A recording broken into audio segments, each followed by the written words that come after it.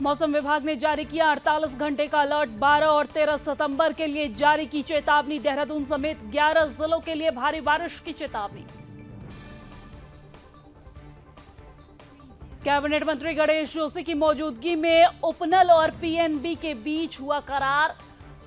उपनल कर्मचारियों के लिए 50 लाख का दुर्घटना बीमा। उपनल कर्मियों के परिवार हित को देखते हुए लिया गया फैसला। बागेश्वर में केंद्रीय मंत्री अजय टम्टा निगरानी समिति बैठक में हुए शामिल। अधिकारियों को ध्वस्त ग्रामीण सड़कों को ठीक करने का निर्देश दिया। निर्माण कार्य की मॉनिटरिंग करने के भी आदेश जारी किए।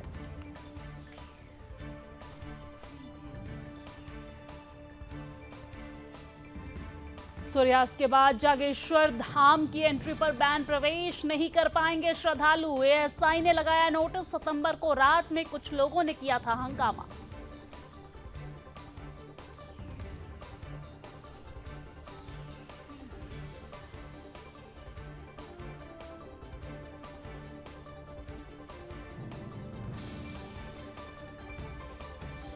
गढ़वाल कमिश्नर और आपदा सचिव ने बैठक ली। दूसरे चरण की यात्रा और पुनर्स्थापना कार्यों की समीक्षा की। यात्रा मार्ग पर डेंजर जोन हेलमेट पहनकर पार करेंगे श्रद्धालु।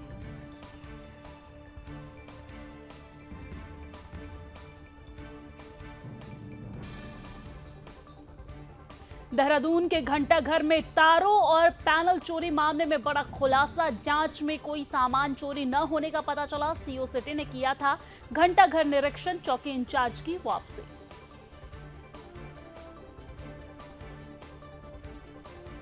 नैनीताल में भारी बारिश को लेकर बड़ी खबर। आज नैनीताल जिले में रहेगी छुट्टी। जिला प्रशासन ने जारी किया आदेश। भारी बारिश को देखते हुए जिला प्रशासन का आदेश।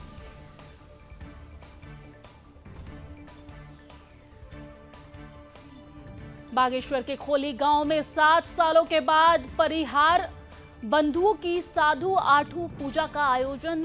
धूमधाम से किया गया देव अवतरण कार्यक्रम। परिहार समाज के लोगों को इकट्ठा करने का उद्देश्य।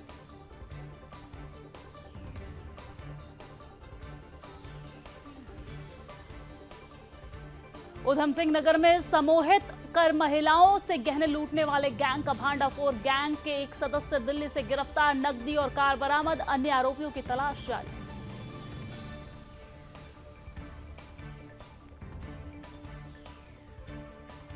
कालसी के जूडो में अनियंत्रित होकर गहरी नदी में गिरा वाहन। 2 हिस्सों में बटा पिकअप वाहन। स्थानीय लोगों ने 2 घायल को अस्पताल में पहुंचाया। सड़क पर आया मलबा हादसे का कारण।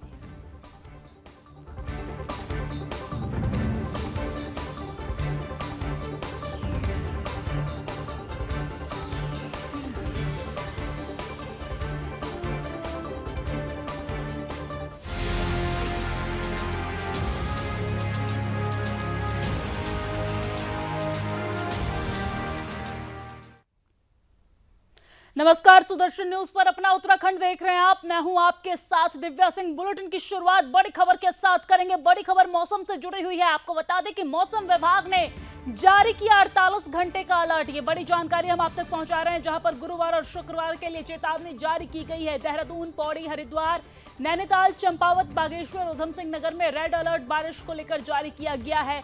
11 जिलों के लिए भारी चेतावनी बारिश को लेकर ये जारी की गई है, जिसमें उत्तरकाशी, चमोली, रुद्रप्रयाग, पिथौरागढ़ में ऑरेंज अलर्ट जारी किया गया है।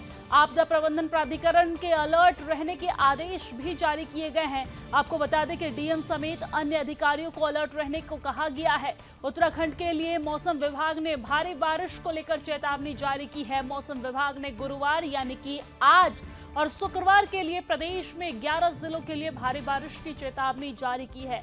भारी बारिश के मद्देनजर देहरादून, नैनीताल, चंपावत व बागेश्वर में स्कूलों की छुट्टी घोषित कर दी गई है।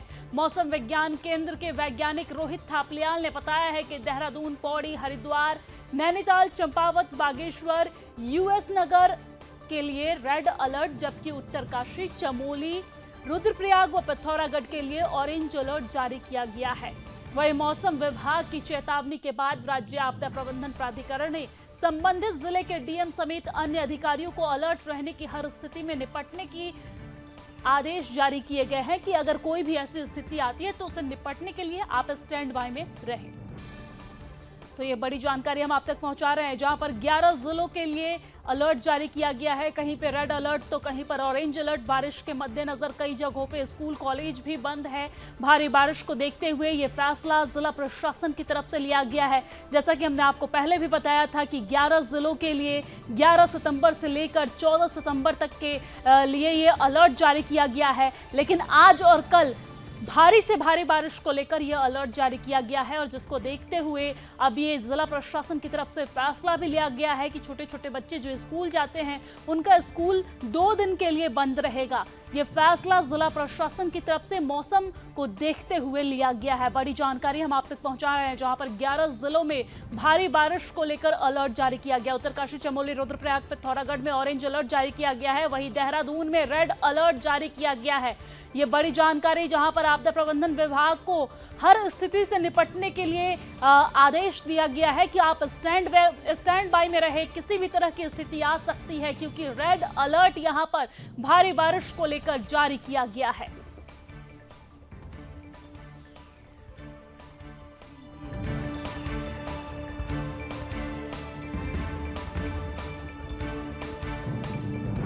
और चलिए आगे बढ़ते हैं। उत्तराखंड में उपनल कर्मचारियों को 50 लाख रुपए की दुर्घटना बीमा की सुविधा मिलने का रास्ता साफ हो गया है। कैबिनेट मंत्री गणेश जोशी की मौजूदगी में देहरादून के न्यू कैंट रोड स्थित कैंप कार्यालय में उपनल और पीएनबी के बीच इस संदर्भ में फैसला करार दिया गया है, जिसके बाद अब उपनल कर्मचारियों की दुर्घटना से मृत्यु पर उनके आश्रितों को, यानी कि उनके ऊपर जो डिपेंडेंट थे, उनको 50 लाख रुपए की सहायता राशि मिलेगी। कैबिनेट मंत्री गणेश जोशी ने बताया है कि सरकार ने यह फैसला उपनल कर्मियों के परिवारों के हित को देखते हुए लिया है।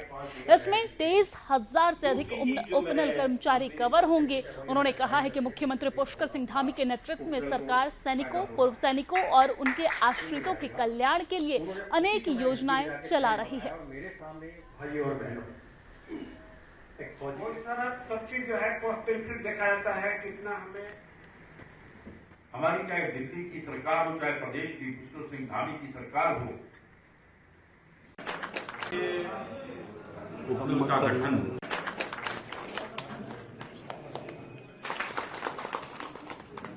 अधिकतर सैनिक 35 से 40 उपनल का गठन किया, जो कि सरकार का उपनल का गठन पूर्व सैनिक व उनके आश्रितों को रोजगार देने के लिए हुआ। आज उपनल के माध्यम से 22,500 से अधिक लोग प्रदेश में व देश के विभिन्न भागों में अपनी सेवाएं दे रहे हैं। भगवान न करे किसी के साथ कोई दुर्घटना हो। मुझे याद है, एक बार मैंने मीटिंग ली और मैंने पूछा कि भाई कोई कर्मचारी की अगर दुर्घटना होती है तो कितना पैसा मिलता है? तो मुझे बताया कि 15,000 मिलता है। तो मैंने उसको बढ़ाकर 1 लाख किया, और आज हमारे एमडी जी के प्रयासों से और दुबे जी के विशेष सहयोग से हमने ये सुनिश्चित किया है कि देखिए, किसी की जान की कोई कीमत नहीं होती है। और चलिए अब आपको सीधा लिए चलेंगे जम्मू कश्मीर, जहां पर उत्तराखंड के मुख्यमंत्री पुष्कर सिंह धामी क्या कुछ कह रहे हैं, सुनवाते हैं। समर्पित किए हैं ऐसे वीर और शूरवीरों की भूमि को भी मैं दोनों हाथ जोड़कर शीश नवाकर प्रणाम करता हूं। भाइयों बहनों, शिक्षण मुझे आज इस अवसर पर जिले में पंडित प्रेमनाथ डोगरा जी, प्रथम वीरता पुरस्कार विजेता ब्रिगेडियर राजेंद्र सिंह जी को भी मैं नमन करता हूं। साथ ही नानक चक की बेटी स्वर्गीय कश्मीर के श्रीमती रजनीमावती क्षेत्रों में, बॉर्डर क्षेत्रों में श्रद्धांजलि अर्पित करता हूं। मैंने पूछा, सच बताइए अब आपको क्या अंतर दिखाई देता है? बहुत ज्यादा, चूंकि बोलना इसलिए नहीं है कि भाइयों बहनों जानते हो भी रहे हैं, अभी दूसरे कार्यक्रम में भी हम लोगों को जाना है। और उन्होंने कहा धारा 370 समाप्त होने के सबके भाव देख रहा हूं, एक एक के चेहरे को मैंने पढ़ लिया। सुरक्षा बल है, उन सुरक्षा बलों पर अब पथराव की घटना नहीं होती है, अब पत्थरबाजी, मेरे मनबाजी की घटना नहीं होती है, अब किसी की हिम्मत नहीं है कि कोई इस प्रकार पहले ही बधाई दे रहा हूं कि ये बदला है जम्मू और कश्मीर। भाइयों बहनों और भाइयों बहनों, इस बार का जो चुनाव है, इतना भी संशय नहीं है, चुनाव बहुत ऐतिहासिक होने वाला है। तो जम्मू कश्मीर में विधानसभा का चुनाव होना है और इसके लिए स्टार प्रचारक के तौर पर मुख्यमंत्री पुष्कर सिंह धामी उत्तराखंड के मुख्यमंत्री जम्मू कश्मीर के सांबा पहुंचे हैं, जहां पर जनसभा को संबोधित करते नजर आ रहे हैं। बीजेपी प्रत्याशी सुरजीत सिंह सलाथिया के पक्ष में वोट डालने की अपील जनता से करते नजर आ रहे हैं। मुख्यमंत्री पुष्कर सिंह धामी न सिर्फ उत्तराखंड के लिए बल्कि देश भर के लिए इस वक्त लोकप्रिय चेहरा है और यही वजह है कि जहां पर भी विधानसभा चुनाव होता है, इससे पहले भी हमने देखा कि किस तरीके से लोकसभा चुनाव में भी अलग अलग राज्यों में जाकर स्टार प्रचारक के तौर पर मुख्यमंत्री पुष्कर सिंह धामी जनसभा को संबोधित करते नजर आए। और अभी 2 राज्यों में चुनाव है, हरियाणा और जम्मू कश्मीर, जहां पर स्टार प्रचारक के तौर पर मुख्यमंत्री पुष्कर सिंह धामी का भी नाम सामने आया है और यही वजह है कि वो जम्मू कश्मीर में जनसभा को संबोधित करते नजर आ रहे थे। चलिए अब आगे बढ़ते। केंद्रीय सड़क राज्य मंत्री अजय टम्टा जिला विकास समन्वय निगरानी समिति की बैठक लेने बागेश्वर सभागार पहुंचे। अजय टम्टा ने अधिकारियों को निर्देश देते हुए कहा है कि बागेश्वर में मानसून के कारण जो भी ग्रामीण सड़कें ध्वस्त हो गई है, उन सड़कों को जल्द से जल्द ठीक किया जाए। इसके साथ ही काफली गैर में नेशनल हाईवे में निर्माणाधीन दीवारों में घटिया निर्माण सामग्री प्रयोग किए जाने पर अजय टम्टा ने नाराजगी व्यक्त करते हुए अधिकारियों को निर्माण कार्य की मॉनिटरिंग करने के आदेश भी दिए हैं। तो ये बड़ी जानकारी बागेश्वर से आप तक पहुंचा रहे हैं, जहां पर आप तस्वीरों में देख सकते हैं अजय टम्टा यहां पर बागेश्वर में बैठक लेते नजर आ रहे हैं और इस बैठक में उन्होंने तमाम अधिकारी पदाधिकारी को जो निर्देश है वो उन्होंने दिया है। ध्वस्त ग्रामीण सड़कों को ठीक करने का आदेश इस बैठक के जरिए दिया गया है।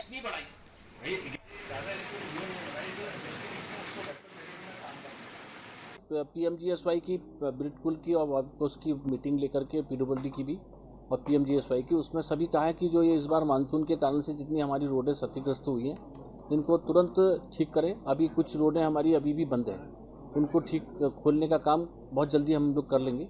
मैंने उनको आज बहुत सारी चीज़ें बताई हैं कि आपको अगर कहीं भी किसी भी प्रकार की दिक्कत हो रही है, उन्होंने हमको आश्वासन दिया हम बहुत जल्दी इसको ठीक कर लेंगे। और आपदा की भी आज हमने बैठक ली है। आपदा के कारण से जो मानसून सत्र में नुकसान हुआ है, उस नुकसान की भी भरपूरी कर ली जाए। इस काम को भी आज हम तेज़ गति से करें। चालू हुए 15-16 दिन हो रहे और चूँकि उसमें एनएच के काम में और किसी भी रोड काम में लोकल मटेरियल इस्तेमाल करने का विषय होता है।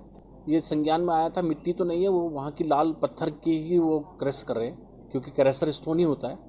तो वो स्टोन रेड होने के कारण से लोगों में ये बात आई थी, फिर भी हमने उसका हमारे संज्ञान में आया, हमने तुरंत तत्काल उसमें कार्रवाई करके उसको हटा दिया है। आगे इस पर बहुत तगड़ी मॉनिटरिंग होगी, किसी प्रकार की कोई कमी नहीं आएगी। तो चलिए आपको एक बार फिर से लिए चलते हैं जम्मू कश्मीर के सांबा, जहां पर मुख्यमंत्री पुष्कर सिंह धामी जनसभा को संबोधित करते हुए क्या कुछ कह रहे हैं, सुनवाते हैं। प्रदेश को विकास और नई ऊंचाइयों पर ले जाने का चुनाव है। इसलिए आज मैं भाई सलेथिया जी के लिए आप सबका समर्थन मांगने के लिए आया हूं।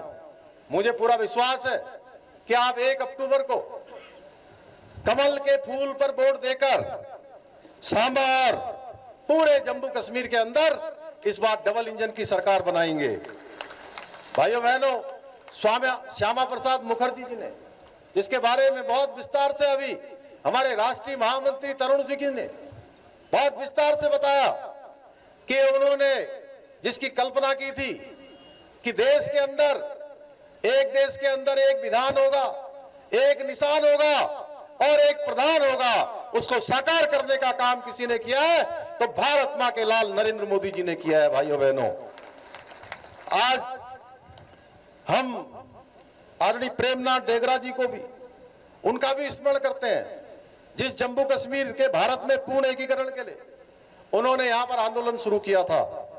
उसे आदरणीय प्रधानमंत्री जी ने 5 अगस्त 2019 को धारा 370 को खत्म कर एकीकृत भारत के सपने को पूरा करके अंजाम तक पहुंचाने का काम किया। भाइयों बहनों, और जब हम बात करते हैं धारा 370 की, तो आप याद करिए, बहुत बार लगता होगा कि 2019 में धारा 370 समाप्त हो गई।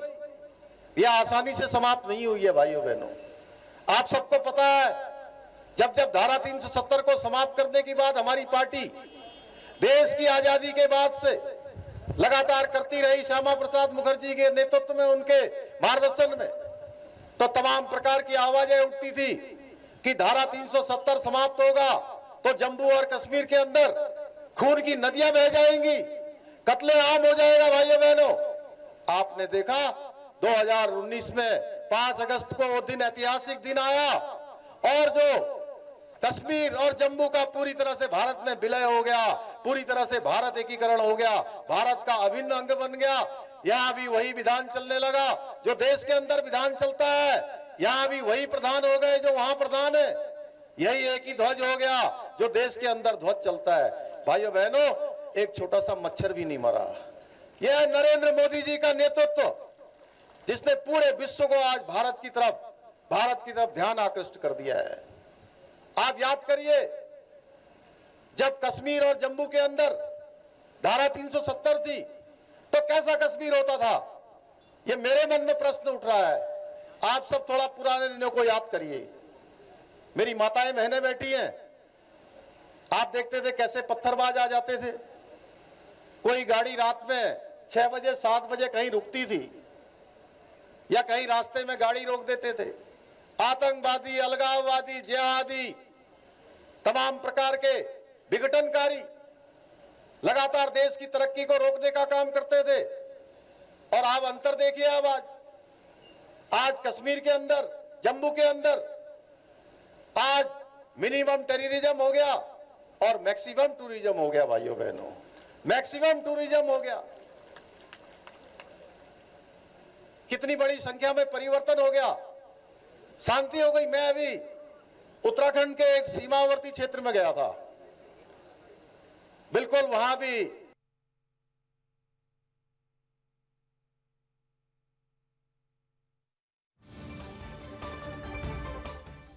तो जम्मू कश्मीर के सांबा से मुख्यमंत्री पुष्कर सिंह धामी को सुन रहे थे आप, जहां पर यहां पर वो केंद्र सरकार की उपलब्धियां गिनवाते हुए नजर आए, साथ ही साथ बीजेपी के प्रत्याशी के पक्ष में वोट करने की अपील करते नजर आए। तो चलिए आगे बढ़ते हैं। प्रसिद्ध जागेश्वर धाम में सूर्योदय से पहले और सूर्यास्त के बाद प्रवेश पर ASI यानी कि भारतीय पुरातत्व सर्वेक्षण ने रोक लगा दी है और इसके लिए ASI ने जागेश्वर धाम के मुख्य द्वार पर नोटिस लगाकर सूचना सार्वजनिक कर दी है। आपको बता दें कि बीते दिनों रात में जागेश्वर धाम परिसर में हुड़दंग के बाद ASI ने सख्त रुख अपनाया है। बीती 1 सितंबर को जागेश्वर धाम में पीलीभीत से आए लोगों ने मंदिर के द्वार बंद होने के बाद रात में द्वार खोलने को लेकर हंगामा किया था। मंदिर का मुख्य द्वार बंद होने के बाद भी वो द्वार फांदकर मंदिर के अंदर घुस गए और मंदिर के अंदर जाने से मना करने पर इन लोगों ने ASI के सुरक्षा गार्ड के साथ बदसलूकी के साथ ही हाथापाई भी की थी। इस दौरान उनके साथ आई एक महिला ने खूब हंगामा किया था और इसी को देखते हुए ASI ने अब नियमों का सख्ती से पालन करवाने की जो तैयारी है वो कर ली है। ASI की ओर से मंदिर के मुख्य प्रवेश द्वार पर एक नोटिस भी लगा दिया गया है। नोटिस में स्पष्ट कर दिया गया है कि श्रद्धालु सूर्यास्त के बाद और सूर्योदय से पहले मंदिर परिसर में प्रवेश नहीं कर पाएंगे।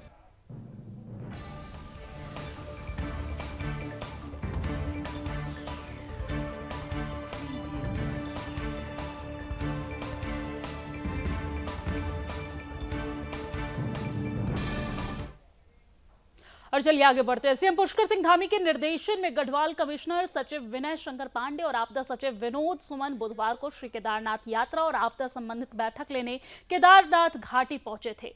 आपको बता दें कि शेरसी में बैठक के दौरान उन्होंने मानसून सीजन के बाद शुरू हुई दूसरे चरण की यात्रा और 31 जुलाई को अतिवृष्टि के चलते हुई क्षति के बाद हुए पुनर्स्थापना कार्य की समीक्षा की है। इसके बाद सोनप्रयाग से गौरीकुंड के बीच भूस्खलन प्रभावित क्षेत्र और पुनर्निर्माण कार्यों का स्थलीय निरीक्षण भी किया है। इसके साथ ही कहा कि श्री केदारनाथ धाम यात्रा मार्ग पर पैदल यात्रा करने वाले श्रद्धालुओं की सुरक्षा के इंतजाम और अधिक पुख्ता होंगे।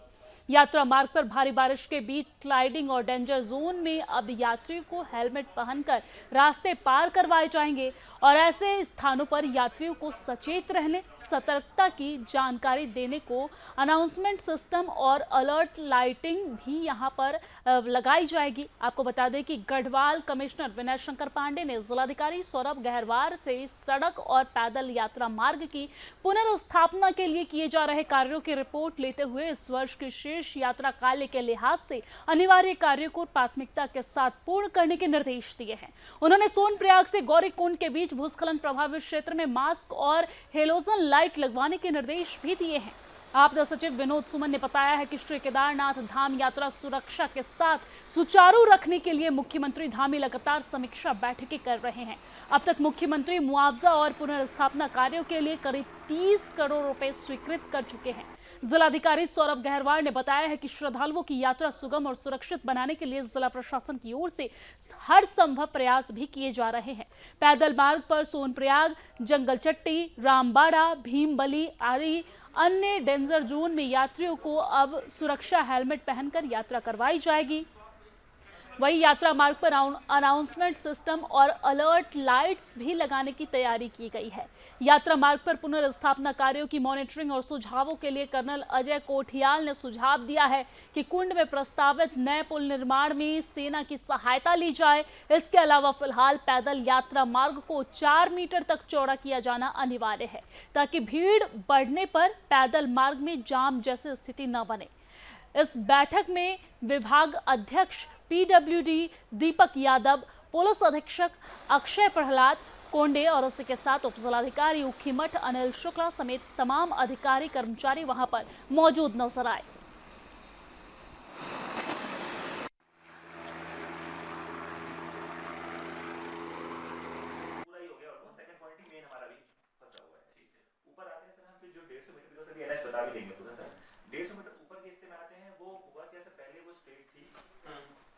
बारिश आई गया, हमने थोड़ा सा ऊपर कर दिया।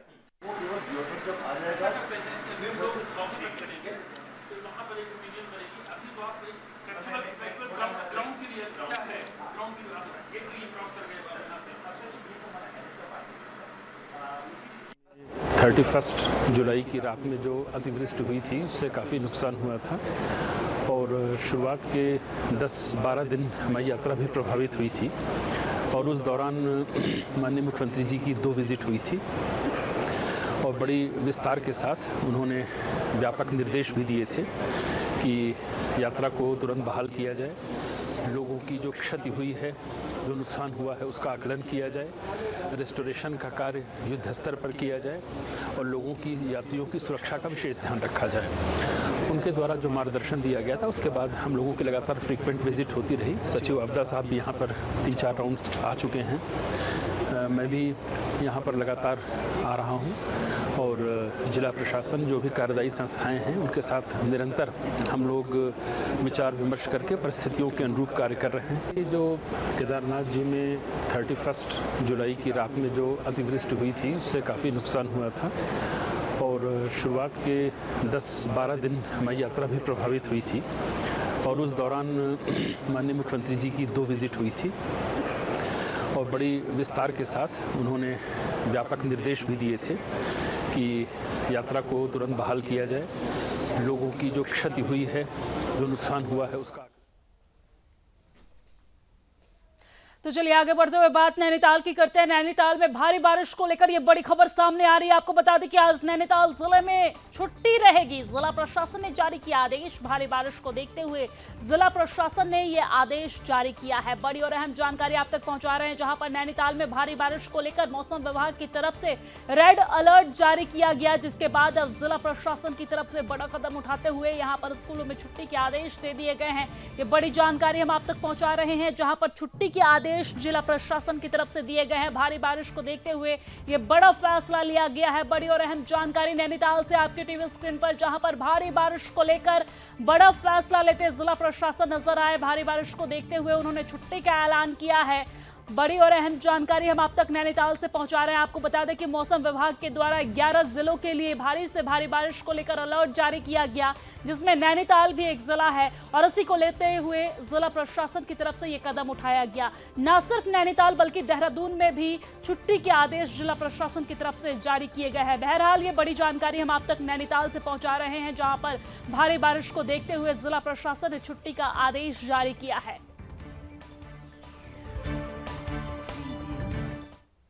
और चलिए अब आगे बढ़ते हुए बात राजधानी देहरादून की करेंगे। देहरादून के घंटा घर की तारे और पैनल चोरी होने के मामले में पुलिस जांच में बड़ा खुलासा हुआ है।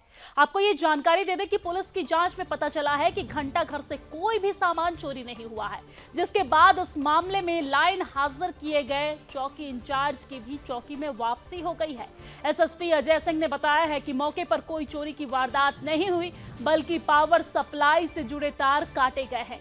बताया जा रहा है कि इस घटना में बीते मंगलवार की रात को मुकदमा दर्ज किया गया। और आपको यह भी जानकारी दे दें कि घंटा घर पर घड़ी और फव्वारे कई दिन से बंद थे, जिसके बाद यह मामला पूरे शहर में चर्चा का विषय बन गया था। और कई दिन पहले इस मामले में नगर निगम ने बीते मंगलवार को शहर कोतवाली में चोरी का केस दर्ज किया था, जिसके बाद एसएसपी अजय सिंह ने धारा चौकी इंचार्ज हर्ष अरोरा को वायरलेस सेट पर आदेश जारी करते हुए लाइन हाजिर कर दिया था। साथ ही इस प्रकरण की जांच सीओ सिटी नीरज सेमवाल को सौंपी गई थी, जिसके बाद उन्होंने बीते बुधवार को नगर आयुक्त संघ घंटाघर का निरीक्षण किया और इस दौरान सामने आया कि मौके पर पावर और अन्य सप्लाई से जुड़े तार काटी गई है। वहीं इस मामले में सीओ सिटी ने दारोगा हर्ष अरोरा को क्लीन चिट देते हुए जांच रिपोर्ट एसएसपी अजय सिंह को सौंप दी है।